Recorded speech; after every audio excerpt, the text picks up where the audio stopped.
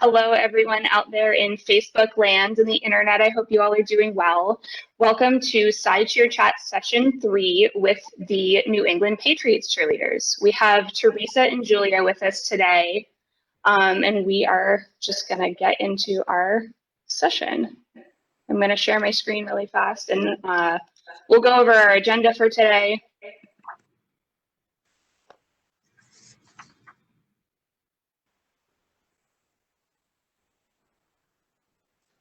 So really fast, we are going to have our panel discussion with the Patriots cheerleaders like we have done with our other teams. And then we're going to do our activity for today, which is our all about binary activity. And it is from the SciCheer Kits that the Science Cheerleaders created. And there is a simple cheer associated with that. But the fun part is we have to decode it first out of binary into English so that we can do it. And then we'll take some live questions from our live chat comments window on Facebook Live on the Pop Warner page. Or if you're joining us here on WebEx, you can submit those comments in the chat box, and then we will wrap it up. So let's get right into it with our Patriots cheerleaders. Thanks so much, Wendy. So my name is Theresa Oy, and I'll be sort of moderating our discussion today. I'm here with Julia, who's also from the New England Patriots. I cheered with the Patriots from the 2016 to 2017 season, and I'm also currently pursuing a PhD at Harvard in chemical biology.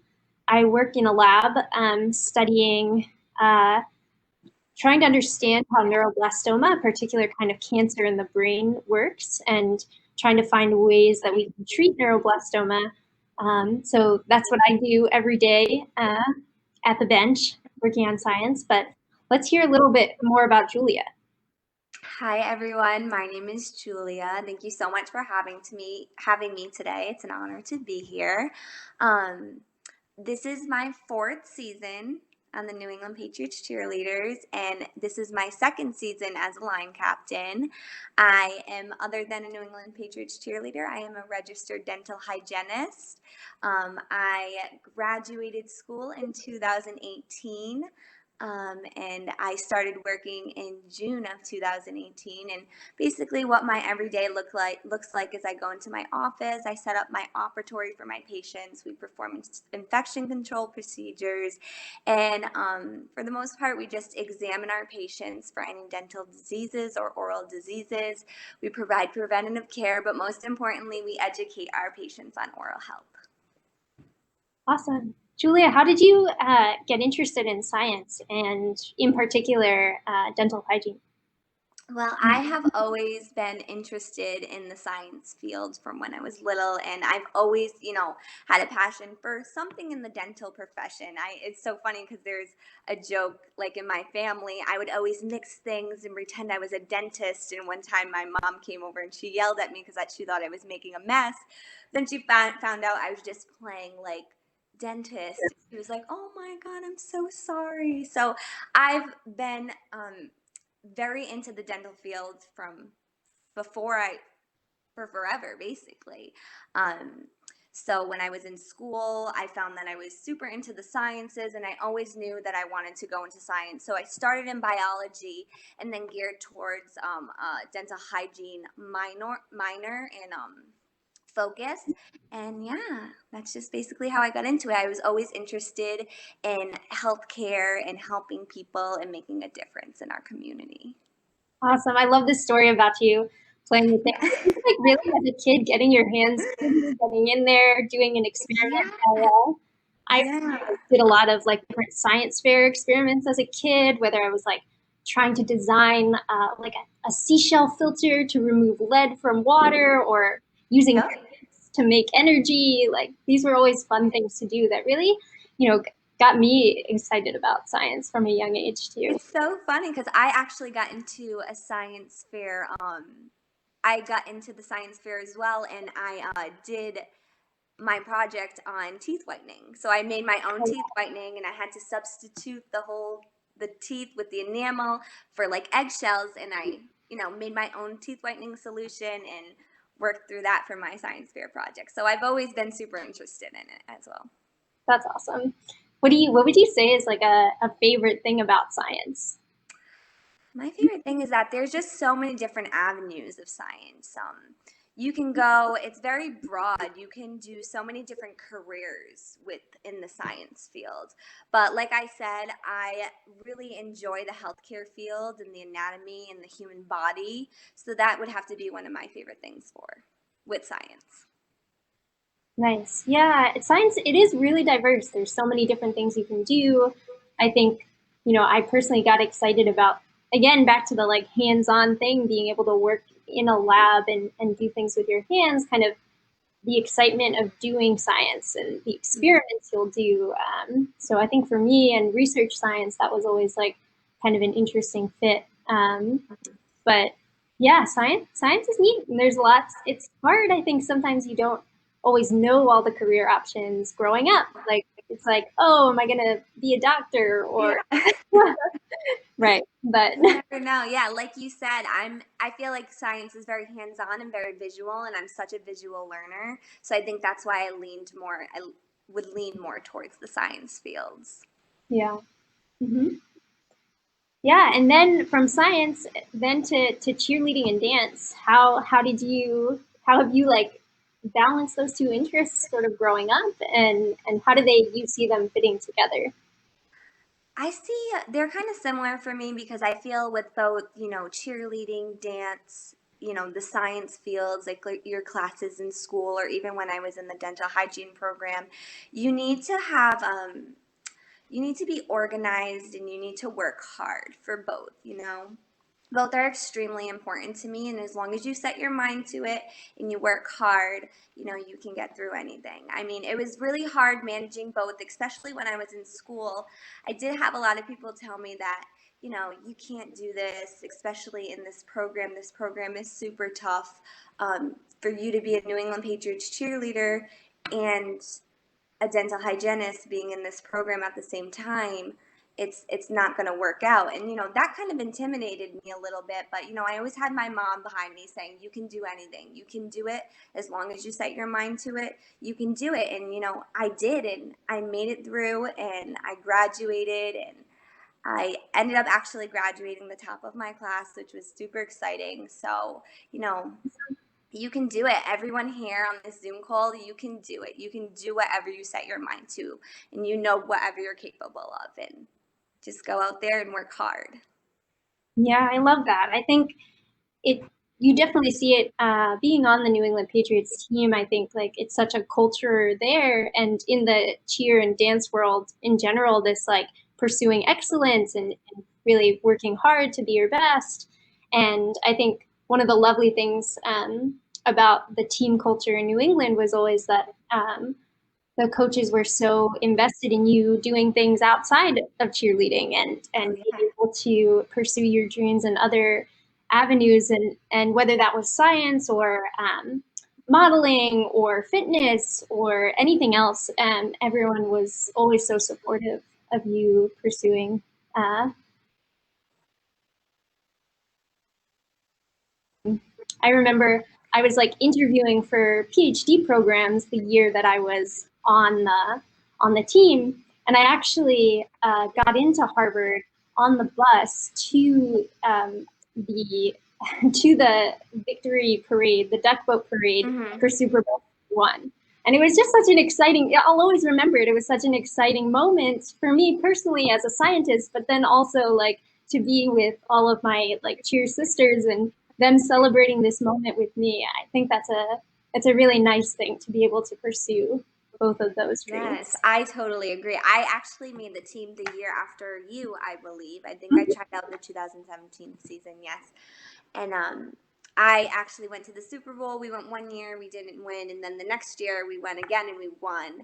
And I was in my senior year of hygiene school, and I remember like I was so nervous. I was like, oh my God, I'm going to Super Bowl. I have to take time out of school, like my schedule, my clinicals. Like I'm never going to be able to do this. And I went to my instructors, and they were super helpful. They said, go do it. This is a once in a lifetime opportunity. Like, as long as you come home, you buckle down, you stay a good student and you keep your mind on track and you make everything up, you'll be able to do it. Just go. This is a once in a lifetime experience. And then when I came home, we did the duck boats, everything, the parade, and then you have to get your mindset back into the school version. I was in like double clinical sessions until the end of the whole school year, and but it was so worth it. It is. It really is.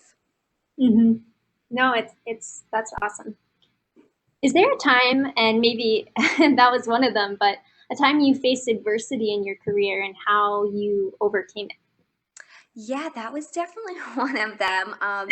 Another one was when so we have to take local anesthesia courses because now in order to get your license, you have to pass a national board exam in order to anesthetize your patients, which is basically when you get Novocaine at the dentist. Now dental hygienists are able to do that procedure for you. And I had to take classes for that and during the summer, and with our practice schedule, we know like we have a super hefty practice and promotional schedule on the New England Patriots Cheerleaders. So Tuesday night practices, or this was more in the September season because it was the Thursday night practices. I was in school from 7 o'clock in the morning getting anesthetized with local anesthesia because we practice on each other. So I would get 14 injections a day. I would get 14 injections. I would sit down, someone would numb half of my mouth. I would do the same to them, and then I'd sit back down again, and they would numb the other half of my mouth. And then I was there all the way until I want to say 6 o'clock at night. And I would have to leave my pathology class extremely early, or it was like an hour early in order to get to practice on time because practice started at 7 o'clock at night. And I remember having to ask my teacher, do you think that I can leave an hour early? Like, what do you think? And they said, you're an adult. As long as you keep your grades up and you maintain your averages, we can't tell you what you can and can't do. So I really had to coach myself through a lot of things and stay determined. I love being a New England Patriots cheerleader, but I also loved my career, and I did, wanted to do my best in school and put my best foot forward. So you have to find a nice balance between the both of them. So I would say that's where I've, faced a little adversity. Awesome. Yeah, I mean, and science itself, I think, can be challenging even like coming up, besides the like time management aspects of it, because it's always a lot of work, either whether you're, doing problem sets in classes or, whatever. I think that's definitely a skill you learn in STEM. But, I think even there are other aspects of STEM that make it challenging, whether it's, just all this time and effort or, it's challenging problems. Sometimes it can be disappointing. I know from a scientist perspective, there's so many experiments that you'll do on a day-to-day basis, and you're like, oh, I finally figured it out. This is the design. This is how I'm going to do it. And then the experiment doesn't work or fails for whatever reason. And I think that the try again, that kind of determination is like terribly important in the sciences, and you'll never really get there or be able to, kind of pursue a career if you're not willing to like have that perseverance. I agree. Yes, 100%. Yeah. What do you? How about the Science Cheerleaders? How is the mission important to you? I just think that it's so great that we get to be role models basically for these young cheerleaders, and because all of you are probably so brilliant and so amazing, and like I said, you can do anything. The world is yours, and science is such a great way to get involved in the world and help people, and I just want to be that person for you to show you that it does work. You can do whatever you set your mind to. Mm-hmm.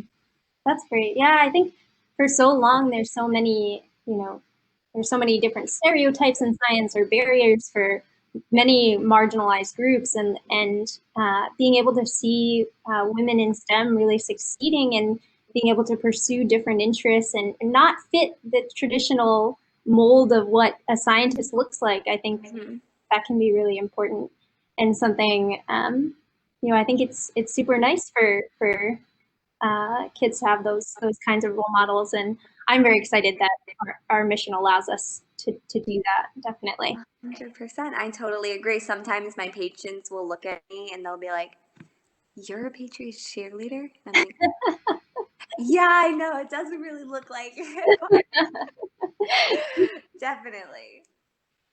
Was there an exact moment when you realized that you loved science?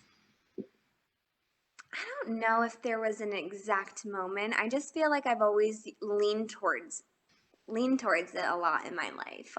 Those are always the classes that I felt like I excelled in. Like I said, I'm a very visual learner, so I loved, labs and, the procedures that we would do in our lab experiments and stuff like that. So I really started to enjoy it more well, I've always enjoyed it, but I really started to enjoy it when I got into my core classes in dental hygiene school because it was super interesting to me. And it's just always stuff understood. And I really loved like anatomy, physiology, all those different types of classes because the human body is extremely interesting to me.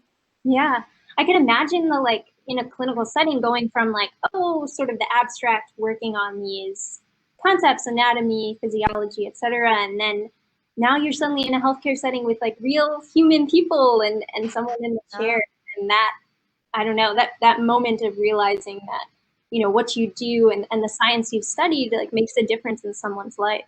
Yeah, for sure. At first it's kind of upsetting because you have to master a technique for dental hygiene. It's extremely hard, the instrumentation. So at first you kind of get upset and discouraged a little bit because it's hard. It takes time to master it because you're going from, just classrooms with books and you're like, "Oh, I understand everything. This is great." And then once you go into the clinical setting, like you said, and you see your first patient and you're like, "Oh my God, what am I doing here?" But it all becomes natural, after time. It's so funny because I'll sit in my operatory sometimes and be like, "How did I get here?" Like, I remember my first clinical session where I was like, "I cannot do this. Like, this is hard." But, you just buckle down, bear with it, and you'll make it through. Yeah, there's so much of that, just perseverance too. Mm-hmm. If there's something that you would hope the audience today would be able to take away from our little chat, what would that be? I would say that, you know your capabilities and what you're capable of. Go after your dreams, whether it's in school, whether it's both in cheerleading, do them both. You can do anything. Everyone, you guys are amazing. If I can do it, so can you. Set your mind to it. Make your goals happen. That's basically what I can say is, like I said, if I can do it and I went through it, I 100% know that all of you can. That's awesome. I would add that I think even finding your goals and being able to define what those are, and so much of that has to be staying true to yourself and listening to your heart in some ways, Mm-hmm.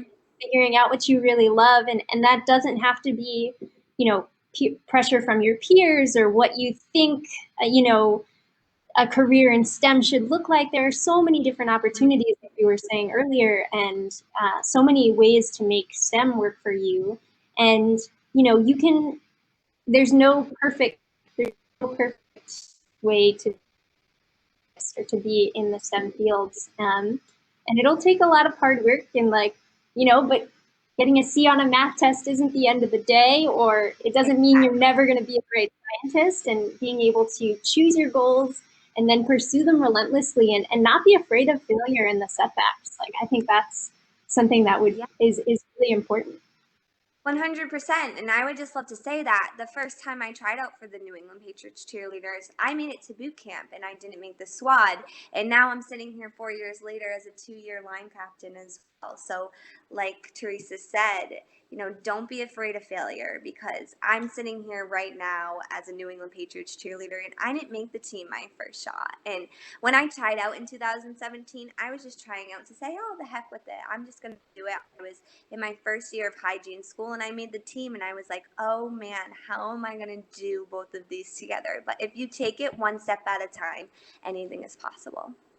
I love that. Thank you so much, Julia. Oh my God, of course. Thank you. Wendy, we'll pass it back over to you. That was so great. Thank you so much, Julia and Theresa. That was really insightful and really motivational, and I related to a lot of what you were saying. If you guys can hang on for a little bit, I'll ask you guys some more follow-up questions after we do our activity, but I just wanted to give a shout out to some of the people who are tuning in. We have Southeast Region, Pop Warner says hello from the Southeast. Brenda says hello from the Southwest region. Thank you for this. Michael and Angela Vera say hello from Mid-America region. So we have a bunch of people watching who are really excited about this program. Awesome. Aww, thank you. Okay, let me jump back over to the presentation really fast.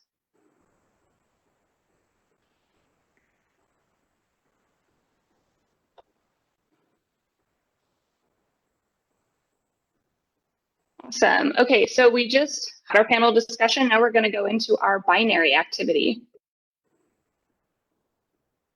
So like I said, this was a kit that we designed, and we actually did these activities with some of the youth cheerleaders and participants at the USA Science and Engineering Festival a couple years ago, and we really hope we'll get to go back when everything calms down from COVID. But I really like this activity because I feel like computers can seem so complicated today. You know, you have like it's all these fancy systems and virtual reality, and I really like this because it breaks it down simply into really what a basic computer is. So computers work just like our bodies. They have a bunch of different parts, just like we have different parts in our bodies. So for example, the housing is this like outer case that protects the computer parts inside, just like our skin protects everything in our bodies. The motherboard, which is right here, is a circuit board that wires everything together, and it acts just like our nervous system. The central processing unit, or the CPU, is the brain of the computer, and it makes everything function, just like the brain in our bodies. And then we have a hard drive, which is right here, and that works just like long-term memories to store information like you know, standing on a beach or going to Disney World and remembering standing in front of the castle or something like that when you were 8. You still have those memories rolling around in there. And then random access memory, or RAM, works just short-term memory. So what you had for breakfast this morning. And it's also used for using computer functions like playing a video game or playing music. And so just to clarify, this is like the tower of a desktop computer. If you open the one side, that's everything inside the computer. So what language do computers speak? They don't speak English. They speak binary. Binary has an alphabet just like any other language, and each letter in that alphabet is called a bit. But there are only 2 bits in the whole language. There are zeros and ones. So every word that is in binary, those words are called bytes, and they're 8 bits long, composed of all ones and zeros in different order. And today, most hard drives can store terabytes of data. So you can see over here on the right,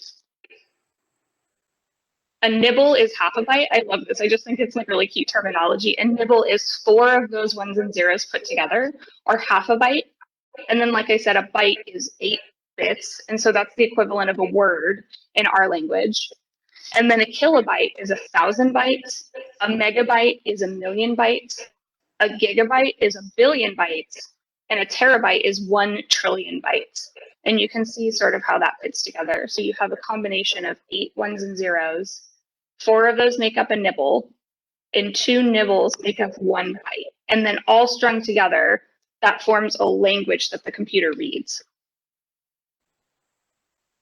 So this is a binary alphabet. You can see our alphabet, A through Z, and each letter is a different combination of these ones and zeros. So maybe we'll post this on our website, and so you can download this and you can write out words or even write out your name in binary. And a really fun activity that you can do is to write out your name, So for example, my name is Wendy, so I'd go to W, and these 8 letters, or 8 bits, and then an E, and these 8 bits. If you write them all out in a line, and then pick 2 different colors of beads, for example, like red beads for 0 and white beads for 1, you can string them all together like on a necklace or something like that. And so you can wear your name in binary on a necklace. But let's talk a little bit more about how computers read the binary. So just like cells inside of your brain, there are billions of transistors inside the central processing unit of the computer. And these transistors act like tiny switches, or basically traffic gates. You know, if you imagine going to a parking lot and there's the gate down, and then you put in your parking ticket and the gate goes up, it's basically the same thing inside of a computer. But they let electronic signals pass through this gate. So for example, a transistor is closed or off when it reads a 0 in binary, or it's open when it reads a 1. So just like that traffic gate, it's opening and closing to let the signals through. So how does that make a computer program run? So a program is a set of instructions that makes the computer perform a specific task. You know, for example, opening a word processing document or opening your web browser. And to write a computer program or an app, so on a computer, they're typically called programs, but on mobile devices like phone and tablets, they're typically called apps.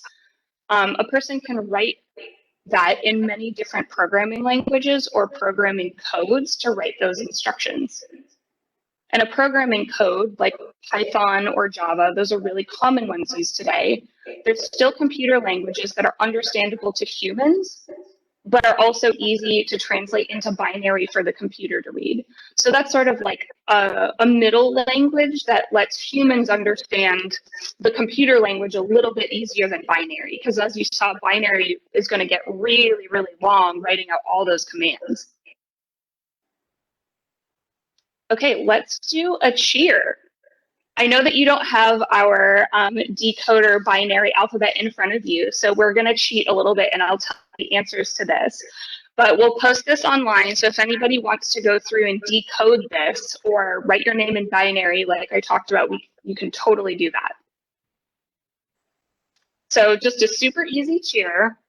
It's going to go 2, 4, 6, 8. Let's go science. Give me an S. Give me a C, give me an I, give me an E, give me an N, give me a C, give me an E, and then I love science. So let's get up and move around a little bit. It's super easy. I'm gonna grab my palms.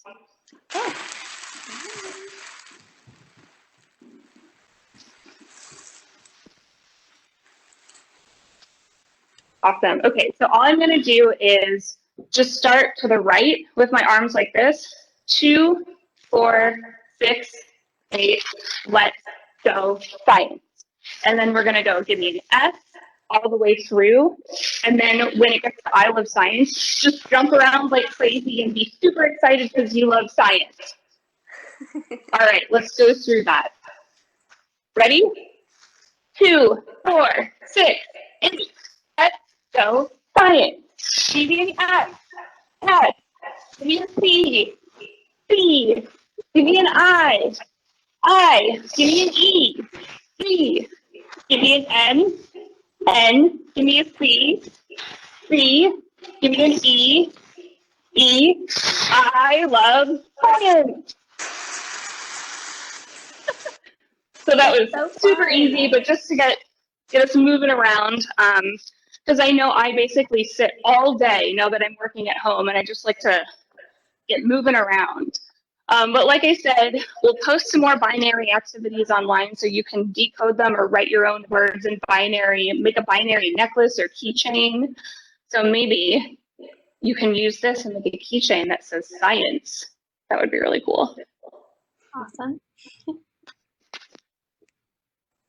Okay, so let's take some questions for you guys from our live chat.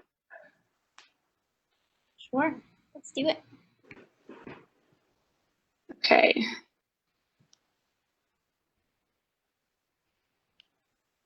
So, question for both of you guys. I feel like most people think that cheerleading and that science or technology, they're very like opposite things. But I know for me, I wouldn't be the scientist that I am today without my background in cheerleading. I feel like cheerleading has made me a better communicator. I'm able to work with my colleagues better. I'm more enthusiastic about everything. And then, like you guys were talking about, I feel like I'm able to like address not necessarily failures, but like hard things. Like, oh, my experiment didn't go well, I have to repeat it. Just like, oh man, the Raiders lost today. We really gotta pick it back up and do it. Theresa and Julia, like, what do you experience that synergy? What have you learned from cheerleading that benefits you in your career, or what have you learned from your career that benefits you in cheerleading? Sorry if you don't mind, Theresa. I don't want to speak over you. So I agree. It definitely set me up.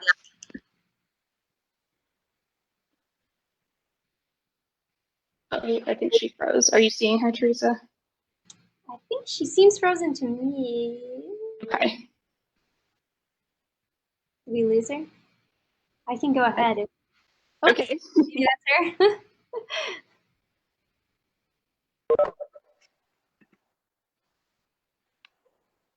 You're back.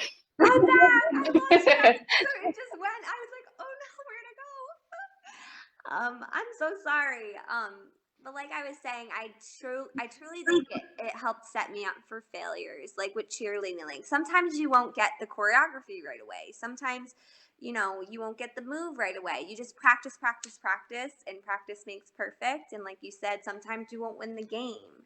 Sometimes you won't make the team, but just keep trying, keep your head in the game, and keep going. And I use that mindset both in science, my science career, and also cheerleading as well. And I do think that cheerleading, opened me up, made me more of a confident individual, and helped me, speak with my patients now, and be more open as an individual as well.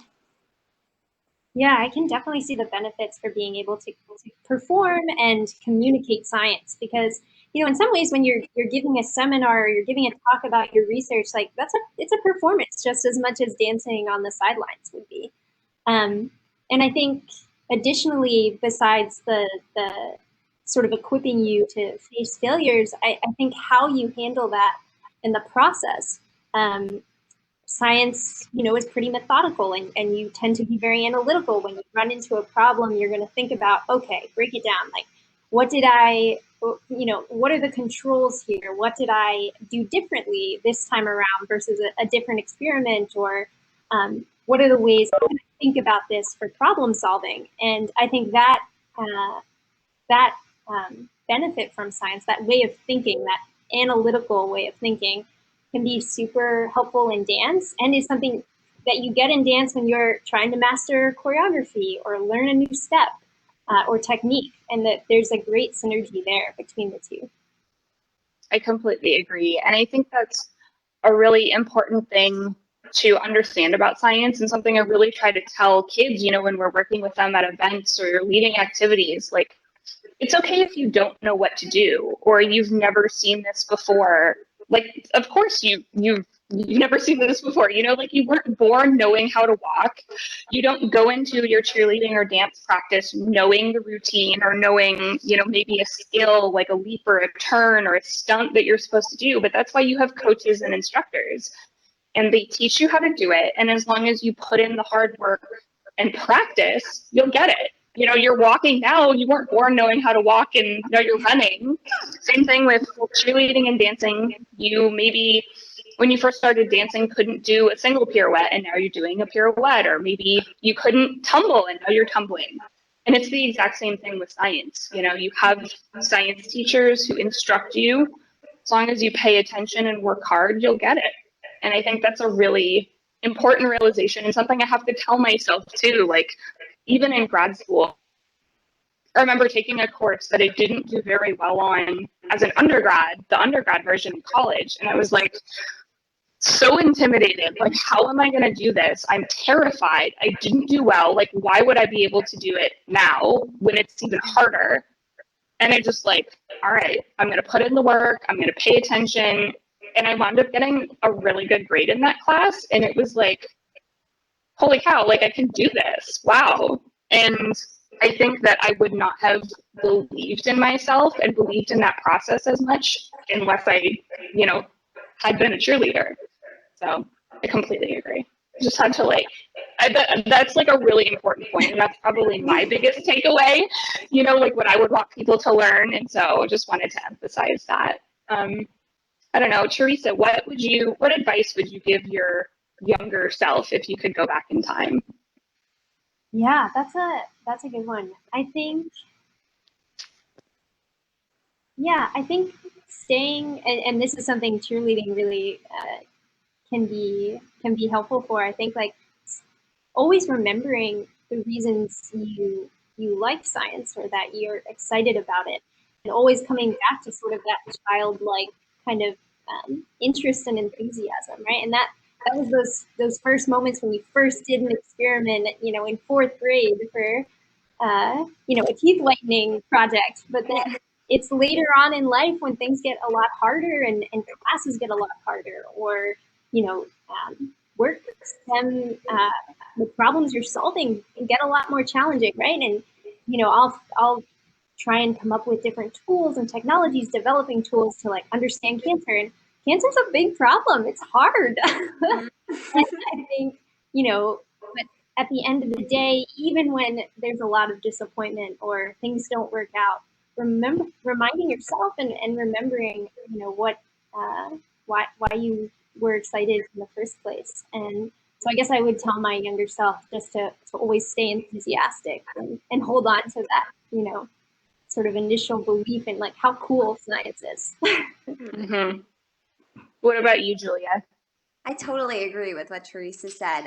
But I would also say, like I would tell my younger self not to take things too seriously. Like if you don't get that A or you don't master that skill right away, don't take it too seriously, because if you work hard, stay on track, you will end up in the same position that you would have if you did get that A or you did master that skill right away. And sometimes, the stronger people are the ones who work harder for things. I agree with that. I think a lot of people think that you're born a science person or not a science person. Like, oh, I'm just not a science person. I'm not a math person. Nobody is born a science or math person. We all have to put in the work to learn, and it gets hard for everybody at some point. And I always tell people, like, I have to work really hard to learn new things, like really hard. And sometimes I see my colleagues, other people, like students or other scientists, I'm like, how do you just like intuitively understand this? And I'm like really struggling, but that's okay because I know I'm going to learn it. I just have to do it on my terms and my speed. And sometimes when you are used to putting in that work and used to figuring it out and like making those connections that last, you're more willing to learn more than people who just sort of get things and then they're like, wait, this is hard, I don't want to put in the work. And so it's not necessarily a bad thing if you really have to put in the work for that. Yeah, I totally agree. And I feel as though like even today as an adult and I'm in my career and in my job, I'm still learning new things every single day, every single patient. Yeah, absolutely. And I really, as I get older, I realize that I really like learning. I really like being a student, and there's so much out there to learn and to create, and it's amazing, Mm-hmm. Open to like all of the world, all of learning, and really having that growth mindset of, I'm not stuck. I'm not going to define myself just where I am today, but what I'm pursuing and how I'm learning and growing, and that's super important. Yeah. And Theresa, to your point about staying motivated and staying excited, I remember when I was cheering, it typically happened during the national anthem. We'd be standing on the sideline and it was calm and quiet, and everybody was like listening really intently, and it would be like almost the eye of the storm. Like, I cannot believe that I'm here on this field with all of these people watching. Everybody is a family. We're in this together. We're rooting for our players. And then there's like a flyover and all of this stuff. And it was just like a moment of like, oh my goodness, I'm so excited. Like, I love doing this. And I have those moments in science too, where I'm done with a study, I'm analyzing my data, and the data is starting to tell me a story of like what happened and why it happened. And I get really excited because I'm like, I'm figuring out something new here, and I get to write about it and tell the world about it. And so I think finding those moments is super important in, you know, your cheer and your science career. So Yeah. do you guys have anything else to add before we wrap it up? Sorry, Theresa, I cut you off. No. I was just gonna say, like, I feel particularly with the New England Patriots, when they all like run through the tunnel, was always like such an exciting moment. And in particular, I'll always remember the game it was the breast cancer awareness game. And so for me, like being a cancer scientist and working on cancer, like standing on the field with cancer survivors was this kind of crazy moment of like, wow, like what I do every day when I'm, you know, alone in the lab, like, you know, it has a real impact on real people. And it was such an incredible moment. I think Brady was back that game against the Bengals. And, they all came running through the tunnel. And it was just really, you know, one of those moments that will always inspire you. I 100% agree, Theresa. I was just going to say to you, like, I don't know about you, but player tunnel was always like one of my aha moments. Like, I can't believe I'm here and I get to do this. And I feel that way in my career as well. Like, I can't believe, like, I got through the schooling, I got through it all, and I'm finally here in my career, and I get to do this, and I get to make a difference in, you know, people's lives and educate people on what I know. Yeah. And Julia, you have such an impact on people like on a daily basis. That must be so rewarding. It really is. And, you know, especially right now during a worldwide pandemic, everybody's super grateful. And, you know, they look at us and they say, this must be really hard for you. And I love to tell them that we really work in the belly of the beast right now because we're working in people's mouths. But, you know, this is what we've done all along. We've always had to, you know, stay up on our infection control protocols and treat people like they were infectious. But, you know, it feels so good to be able to be here for your community, you know, help them out, you know, give them preventative oral care and, you know, really educate them on how to stay safe. And, you know, because I always like to say your oral cavity, your mouth is the opening to your body. So whatever starts here is what's going to end up, you know, throughout. So keep it healthy. And it's your smile as well. Smiles are so infectious. Like, they're super important. Yeah, they really are. And it's not to go on a tangent, but I really believe in like the role of cheerleaders, not just on the field, but like in life. And Julia, you know, you kept mentioning your mom. I think all of us, like our moms are some of our biggest cheerleaders, and smiles and attitudes being infectious. And I remember just being like really stressed out in grad school and going to this one particular coffee place, and they were always in such a great mood, and I would drive away being in such a great mood. And so, you know, to your point of like smiles are infectious, I absolutely agree. You know, positive attitudes are infectious. And so I think that's another thing that being a cheerleader helps with, you know, being a cheerleader for other people, but also being a cheerleader for yourself and other aspects of your life is so important. Yeah, I 100%. Thank you guys so much for participating. We really appreciate the time you've taken, and this has just been so insightful. And I know everybody on our Facebook Live is watching and is really excited about this too. I don't think I missed any questions, but just in case, we'll post the recording and post it on our YouTube and our blog and everything so people can catch up and make their binary necklaces. Thank you again so much for joining us. Thank you for having me. Thank you so much for having me. Yes. Oh, before we leave, can we do a 1, 2, 3, go science? If you have your palms. Okay, 1, 2, 3, go science! Great. Thank you guys so much. Have a great evening. Thank you so much. Thank you. Bye. Have a good one.